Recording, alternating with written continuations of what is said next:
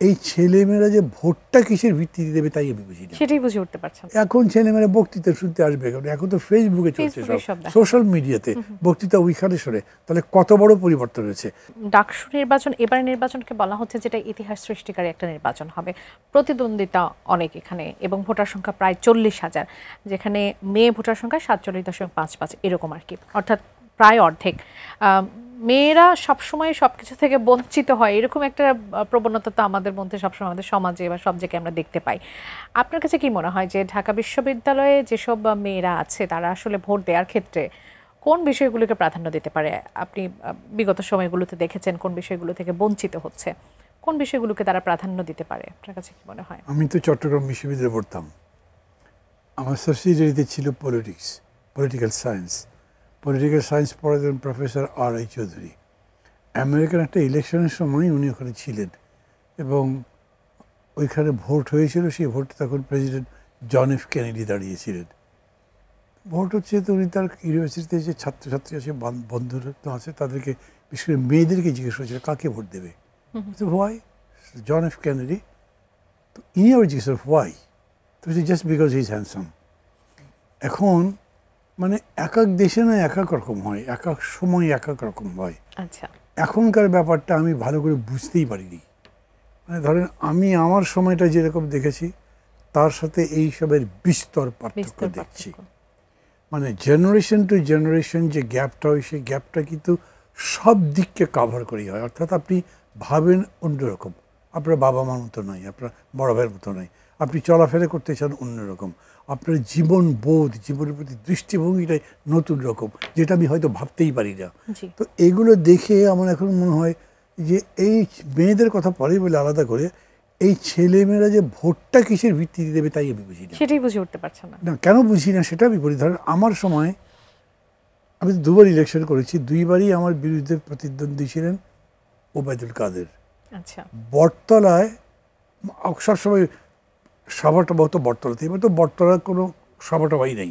আমি কালকে গেছিলাম, যেহেতু শিক্ষকরা ডেকেছে, বাকি বটতলা তো কোনো সভা হয়নি। আমাদের সময় প্রথম যে পরিচিতি সভা হয়েছে সেই পরিচিতি সভার মধ্যে বৃষ্টি হচ্ছিল, সমস্ত বটতলা থই থই করছিল ছাত্রছাত্রীতে, বৃষ্টিতে সবাই ভিজে একদম জুবজুবে, কিন্তু কেউ নড়েনি। ওখানে ছিল বক্তৃতা কিসের উপর হচ্ছে, এডুকেশন পলিসি কী হওয়া উচিত, তা আমাদের চাকরির কী ব্যবস্থা উচিত, এগুলোর উপরে।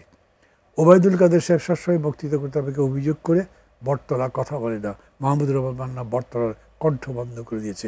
মানে বটতলে যে প্রতিবাদী কণ্ঠ ছিল, ধরেন 60-এর দশকটাই ছিল শিক্ষার দাবিতে আন্দোলনের সোচ্চার, তারপরে 66-তে 6 দফার আন্দোলন, তারপর 69-এর মহান গণঅভ্যুত্থান।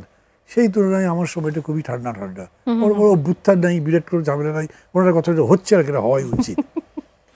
আমি আবার তার জবাবে বলতাম, ভাই আমি তো মাঠটা দখল করে রাখি না, আপনি যদি ফ্রি আছে আপনি সে গরম করে দেন।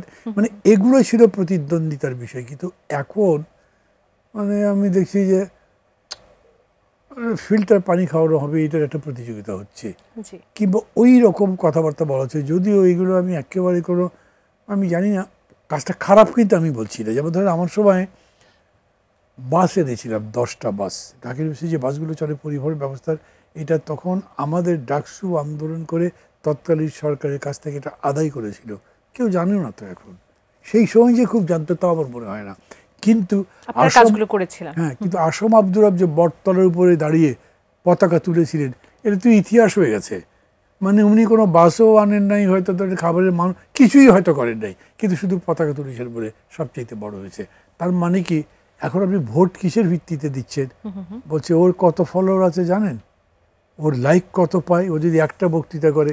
যেমন আজকেই আমরা আলাপ করছিলাম, আমি আর সেলিম মেয়েরা কিন্তু আরেকটা অনুষ্ঠানের মধ্যে ছিলাম, সেইখানে আমি আমার অভিজ্ঞতার কথা বলছিলাম যে কালকে বটতলায় দিকে ছেলেমেয়ে তো নেই। উনি বলছিলেন, এবং হি ওয়াজ ভেরি রাইট, এখন ছেলেমেয়েরা বক্তৃতা শুনতে আসবে কারণ এখন তো ফেসবুকে চলছে, সব সোশ্যাল মিডিয়াতে বক্তৃতা ওইখানে শোনে। তাহলে কত বড় পরিবর্তন হয়েছে। আগে আমি ফিজিক্যালি পার্টিসিপেট করতাম, আমাকে আপনি দেখতে পারতেন, পড়তে পারতেন, বুঝতে পারতেন। এখন কিন্তু বুঝতে পারছে না। আপনার বক্তৃতা খুব ভালো হিসেবে বড় একটা লাইক দিয়েছি, আপনি তো আবার এক্সপ্রেশন দেখতে পাচ্ছেন না। এই অর্থে আমি মনে করি যে